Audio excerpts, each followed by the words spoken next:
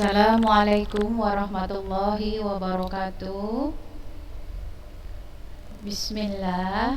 Tentunya tak henti-hentinya Ananda sekalian kelas 11, Ustazah mengajak kita semua untuk selalu bersyukur kehadiran Allah Subhanahu wa Ta'ala, karena sampai saat ini kita masih begitu banyak menikmati limpahan rahmat dan karunia beliau.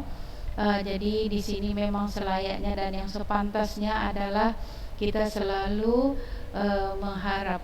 mengucapkan atau memanjatkan puji syukur kehadiran Allah Subhanahu wa Ta'ala. Kemudian tentunya salawat dan salam kepada panutan kita, tuntunan kita, suri tauladan kita, Nabi Muhammad sallallahu alaihi wasallam. Insyaallah kita tetap istiqomah di dalam mengikuti ajaran sunnah beliau. Ananda sekalian, pertama-tama tentunya Ustazah mohon maaf kepada Ananda sekalian karena ada satu pertemuan yang tertunda karena apa penyebabnya Antuna sudah tahu ya. Kebetulan qadarullah suami Ustazah memerlukan pendampingan Ustazah khusus karena barusan dioperasi. Nah, jadi dalam kesempatan ini Ustazah juga mohon maaf karena jadwal praktek yang kita rencanakan itu juga masih belum bisa kita realisasi. Insyaallah secepatnya nanti akan Ustazah infokan ke Antuna sekalian 1 minggu sebelum pelaksanaan. Nah, kemudian dalam kesempatan ini juga Ustazah Nina mengucapkan selamat menjalankan ibadah Ramadan. Niatkan dimudahkan Allah, selalu kita berdoa dimudahkan Allah untuk menjalankan ketakwaan setiap saat, khususnya di bulan Ramadan tahun ini, dan kita sampai nanti umur kita di Ramadan terakhir, dan insyaallah juga akan bertemu dengan Ramadan tahun depan. Jadi anak-anak, dalam kesempatan ini kita lanjutkan pembelajaran kita. Tadi di grup kelas Ustazah sudah sampaikan gelombang bunyi materinya, mungkin bisa jadi referensi, walaupun di buku Antuna juga ada. Referensi saja, artinya mana tahu untuk menambah bahan bacaan. Nah, sekarang kita lanjutkan dengan yang berikutnya, yaitu gelombang cahaya. Nah, sama seperti gelombang yang istilahnya gelombang bunyi, itu gelombang cahaya ini atau cahaya ini juga memiliki sifat-sifat yang namanya gelombang. Nah, di sini bisa kita lihat sifat cahaya tadi. Pertama, dapat dilihat langsung oleh mata, memiliki arah rambat, kemudian merambat menurut garis lurus, memiliki energi, dipancarkan dalam dan seterusnya. Nah, di sini khusus memiliki energi ini sangat menarik sekali ya. Kenapa? Karena memang sangat zaman now ini, zaman sekarang dengan teknologi tinggi, banyak sekali dimanfaatkan energi dari cahaya ini tadi, terutama cahaya yang sudah dibuat sedemikian rupa untuk sebagai alat bedah atau sebagai alat operasi, terutama untuk kondisi atau yang mau dioperasi itu bagian-bagian tubuh yang sensitif, artinya perlu yang sangat-sangat hati-hati ya. Apa itu? Misalnya mata, jantung dan sebagainya, yaitu dengan memanfaatkan energi dari dalam hal ini cahaya laser ya, demikian dan seterusnya. Kemudian di sini perlu Ananda ketahui rupanya gelombang itu atau gelombang cahaya tersebut tidak sama kekuatannya. Kenapa? Kalau cahaya di sini polikromatik, yaitu cahaya yang kita kenal selama ini, cahaya yang kita ketahui itu ternyata adalah bisa dipisah-pisahkan lagi menjadi berbagai jenis cahaya yang panjang gelombangnya berbeda, akibatnya juga energinya juga berbeda. Dari gambar ini, di sini kita lihat spektrum gelombang cahaya dimulai dari infrared sampai ultraviolet itu mempunyai gelombang cahaya yang berbeda, akibatnya energinya juga berbeda. Makin ke kanan atau makin ke arah ultraviolet itu energinya sangat besar ya. Nah, kemudian berikutnya kalau kita membicarakan cahaya ini nak ada istilahnya istilah bayang-bayang. Bayang-bayang ini apa? Ada benda itu tidak bisa ditembus oleh cahaya. Akibatnya apa? Ya, ketika benda itu disoroti atau disinari oleh sumber cahaya, kemudian bayang-bayang ini terbentuk. Nah, ini terjadi di mana ini di kondisi alam kita ini, yaitu posisi antara matahari sebagai sumber cahayanya di sini dengan dalam hal ini bulan dan bumi. Itu nanti menyebabkan kita kenal dengan istilahnya gerhana matahari dan gerhana bulan. Nah, kemudian paham ya nak ya? Ustazah Nina rasa mudah dipahami. Tadi pertama cahaya ini ada sifat-sifatnya, kemudian memiliki energi khusus, jadi pemanfaatannya dalam kehidupan sehari-hari seperti yang Ustazah katakan tadi, yaitu dengan istilahnya sudah dibuat sedemikian rupa sehingga cahaya tadi mempunyai kekuatan yang tertentu dipakai sebagai pisau operasi atau alat operasi ya. Nah, kemudian bayang-bayang ini tadi kondisi cahaya yang tidak tembus atau tidak bisa menembus benda tertentu, yaitu akan mengakibatkan daerah bayang-bayang ini mengakibatkan juga terjadi yang namanya nanti kalau terjadi di antara kondisi matahari, bulan dan bumi akan terjadi gerhana ya, baik gerhana bulan maupun gerhana matahari. Nah, berikutnya kita pelajari lebih lanjut, sama seperti gelombang-gelombang yang lain. Ini juga cahaya ini memenuhi sifat dari gelombang. Apa itu? Yaitu yang pertama tentunya cahaya ini dapat dipantulkan. Nah, ini sangat mudah kita pahami. Antuna akan bisa melihat benda tertentu jika ada cahaya yang jatuh ke benda tersebut dan cahaya yang jatuh ke benda tersebut dipantulkan ke mata kita, penerima cahaya di mata kita, sehingga bisa kita definisikan benda tadi apa, baik semuanya lah sifat benda itu. Oh, ini benda itu, oh ini benda ini. Atau misalnya kalau misalnya kita ada pembelajaran di kelas, Antuna bisa melihat Ustazah, demikian juga Ustazah bisa melihat Antuna, itu karena ada sifat pemantulan cahaya. Ustazah ulangi kembali, ada cahaya yang jatuh ke tempat yang kita lihat, kemudian benda tertentu tadi memantulkan cahaya yang jatuh kepadanya dan ke mata kita, diterima oleh mata kita, maka bisa kita lihat benda tersebut.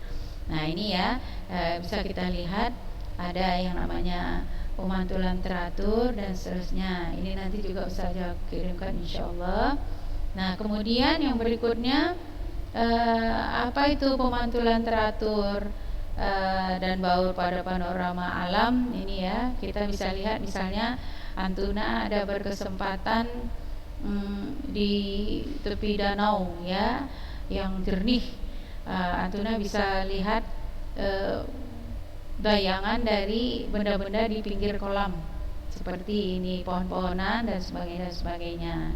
Nah, kemudian ini dia contohnya yang saya katakan tadi, bagaimana kita bisa melihat benda dalam hal ini oleh indera penglihatan kita, dalam hal ini mata, yaitu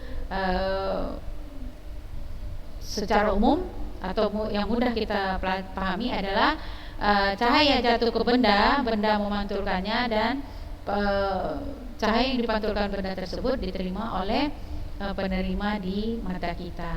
Nah, kemudian sehubungan dengan ini ada namanya istilahnya sehubungan dengan sifat cahaya kepada benda tersebut. Ada yang namanya benda gelap, yaitu bisa kita bedakan benda tak tembus cahaya. Kemudian artinya benda tadi tidak bisa sama sekali meneruskan cahaya yang diterimanya. Kemudian benda tembus cahaya, yaitu benda gelap yang meneruskan sebagian cahaya yang diterimanya. Dan benda bening, kalau benda bening ini istilahnya meneruskan hampir semua cahaya yang diterimanya. Saja kenapa kok istilahnya di sini benda gelap? Ya, jadi pada prinsipnya sebenarnya kan benda itu tidak mengeluarkan cahaya, nak. Ya kan, tidak menghasilkan cahaya. Artinya makanya kita katakan dia benda gelap. Jadi tadi Ustazah ulangi kembali, kenapa benda tersebut bisa kita lihat? Karena ada cahaya yang jatuh kepadanya. Dan benda gelap tadi, istilahnya tadi, ada yang tidak tembus cahaya sama sekali, ada yang tembus sebagian, ada yang bisa tembus seluruhnya. Itu yang kita kenal dengan benda bening. Ya, jadi dipahami ya selama ini. Antuna mungkin ada bertanya-tanya atau masih ragu-ragu, inilah dia pencerahannya ya, insyaallah Antuna pahami. Nah, kemudian cahaya ini nak, dia bersifat pemantulan ini bisa dibentuk atau kita pakai dia sebagai sumber teknologi. Dalam hal ini prinsip dasar dari cermin, ya, cermin yang Antuna pakai kalau istilahnya menggunakan hijabnya, apakah hijabnya miring atau bagaimana, ataukah kelihatan rambutnya dan sebagainya. Nah, cermin ini juga ada yang namanya cermin datar, kemudian ada yang namanya cermin cekung. Ini Antuna juga di SMP sudah pahami ini ya. Kemudian ada yang namanya nanti cermin cembung. Apa beda ketiganya? Ini dari sifat bayangan yang dibentuk oleh masing-masing cermin tadi. Ini nanti tidak kita panjang-panjang di sini. Ustazah akan khususkan nanti, insyaallah kalau ada kesempatan kita nanti praktik, nanti akan kita lihat ya. Termasuk Ustazah ingatkan kembali.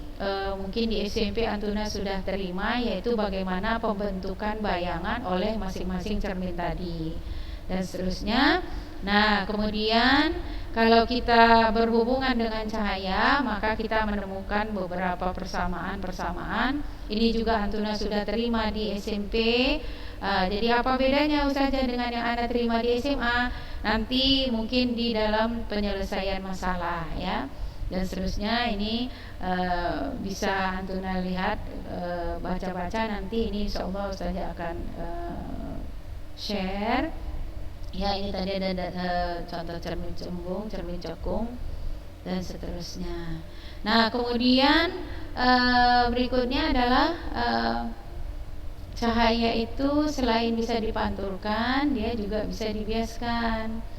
Nah, ini sangat mudah kita pahami di dalam kehidupan sehari-hari, yaitu contoh sederhana aja. Coba nanti di rumah Antuna masukkan penggaris atau alat tulis Antuna ke dalam gelas yang berisi air, seperti contoh pada gambar.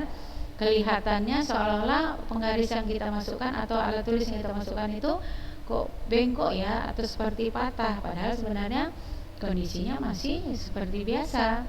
Tapi kenapa? Karena ada efek dari pembiasa. Dan ini juga tidak kita berpanjang-panjang. Nah, kalau tadi pemantulan itu saja, ini kembali, kalau pemantulan itu ada pada cermin, maka kalau kita membicarakan pembiasan, kita akan ketemu dengan yang namanya lensa. Apa beda pemantulan dan pembiasan? Ini mungkin di SMP sudah dipahami, saya ingatkan kembali. Kalau pemantulan, cahaya datang ke permukaan benda, maka benda tersebut akan memantulkannya kembali. Tapi kalau pembiasan, cahaya masuk melewati benda yang istilahnya yang dilewatinya ya. Itu nanti ada yang kita kenal dengan lensa cembung, lensa cekung, kemudian ada lensa cekung cembung, ada lensa cembung cekung, ada macam-macam ya. Ini sesuai dengan kegunaannya. Nah ini juga, di SMP Antuna saya rasa sudah menerima bagaimana pembentukan bayangannya. Tapi itu pun nanti kalau rasa kita memang kita perlu mengulang kembali, ini insya Allah nanti kita juga di praktikum akan kita lihat bagaimana pembentukan bayangan yang terjadi baik pada cermin dalam hal ini pemantulan maupun pada lensa dalam hal ini pembiasan. Kemudian cahaya tadi bisa didispersi.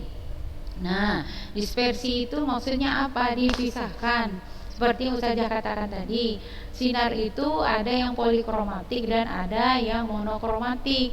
Kalau polikromatik akan menghasilkan itu yang tadi kita kenal dengan spektrum, yang kekuatannya jadi berbeda-beda, mulai dari merah sampai ke ungu. Jadi pemisahan ini berdasarkan panjang gelombangnya, seterusnya berdasarkan cahaya energi dari cahaya tersebut. Nah, kemudian kalau yang monokromatik ya cahaya tunggal ya, yang tidak diuraikan lagi. Tapi kalau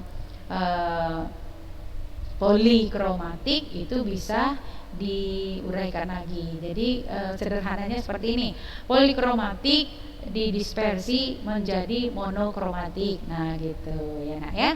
Oke, insyaallah Antuna bisa paham. Nah, kemudian yang berikutnya adalah bagaimana dispersi cahaya dalam kehidupan sehari-hari. Ini Antuna bisa lihat ya, nanti bisa dibaca dan seterusnya. Bagaimana pelangi ya, dari mana itu cahaya atau warna-warni pelangi tadi itu kita bisa lihat akibat adanya dispersi dalam hal ini cahaya polikromatik dari matahari. Cahaya matahari didispersi oleh butiran air hujan yang tersisa di udara. Jadi makanya biasanya pelangi itu kalau baru hujan langsung ada cahaya matahari yang alhamdulillah terik, memungkinkan terjadinya pelangi dan sebagainya dan sebagainya. Nah, mohon maaf Nak ya, Ustazah rasa banyak pertanyaan Antuna ini, tapi disimpan aja atau ditulis, sayang ditulis kalau perlu nanti dijapri. Nah, kemudian hari ini memang Ustazah khususkan untuk pemberian materi, nanti contoh soal, nanti untuk gambar-gambar tadi kita bisa lihat nanti pas kita ketemu di laboratorium. Kalau contoh-contoh soal nanti akan kita khususkan, insya Allah ada pertemuan kita beberapa lagi sebelum kita ketemu dengan ujian kenaikan kelas. Nah, berikutnya cahaya ini dia tadi dikatakan merupakan energi. Nah, energinya itu bisa kita hitung berapa energinya setiap cahaya yang masing-masing tadi ya. Itu dengan menggunakan rumus E sama dengan H kali F. H itu konstanta Planck, F itu adalah frekuensi, sementara energi satuannya joule. Nah, kemudian sumber-sumber cahaya ini juga Antuna sudah pasti bisa menjawab ya. Nah, kemudian ini tadi yang Ustazah katakan ya Nak ya. Apa itu? Bahwa energi cahaya tadi bisa dimanfaatkan, contoh di dunia medis, dunia kesehatan, sebagai alat untuk bedah atau operasi ya, yang namanya kita kenal dengan laser. Laser itu singkatan light amplification by stimulate emission of radiation. Artinya cahaya yang dipancarkan tapi sudah dibuat sedemikian rupa, sudah distimulasi menjadi pemancarannya yang sesuai dengan keinginan. Jadi laser itu ada kekuatannya bisa diatur sesuai dengan keinginan. Misalnya mau operasi mata, kemudian mau memecahkan batu pada saluran kemih, atau misalnya untuk khitan ya, sunat dan seterusnya.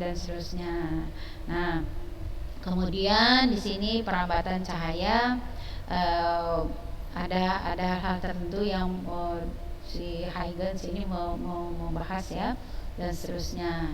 Nah, kemudian cahaya ini juga ada atau memiliki sifat dia bisa berinterferensi.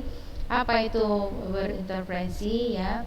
Jadi dia berinterferensi itu ini dia bisa melewati celah, kemudian bisa kembali dipancarkan lagi, kemudian ketemu celah yang berikut dan seterusnya ya. Nah, ini nanti ada rumus-rumusnya ya, tapi insya Allah kalau di tingkat SMA ini tidak terlalu dibahas. Jadi cukup Antuna pahami bahwa yang tadi kita sampaikan di atas. Nah, jadi nanti insya Allah minggu atau pertemuan kita berikutnya kita akan membahas yang berhubungan dengan cahaya, bagaimana menghitung energinya insya Allah. Kemudian juga insya Allah nanti waktu di laboratorium kita akan ulangi kembali bagaimana pembentukan bayangan jika cahaya jatuh kepada benda dan benda tadi ada di depan cermin. Dalam hal ini akan terjadi pemantulan cahaya. Kemudian bagaimana kalau benda yang dikenai cahaya dan berada di depan lensa. Jadi demikian, mohon maaf sekali lagi Ustazah, mohon maaf ketidaknyamanan ini karena seharusnya kita Zoom, mungkin Antuna bisa interaksi, tapi ini kita recording aja. Kenapa? Karena tadi Ustazah sudah sampaikan, mohon doanya juga dari Antuna sekalian. Insya Allah suami Ustazah di dalam kondisi pemulihan. Nah, demikian. Kalau ada pertanyaan tadi Ustazah katakan ini pasti banyak sekali ini pertanyaannya, Antuna bisa jawab di Ustazah. Dan ini juga insya Allah Ustazah akan share di grup ya nak ya. Jadi pertemuan depan kita membahas soal-soal, dan insya Allah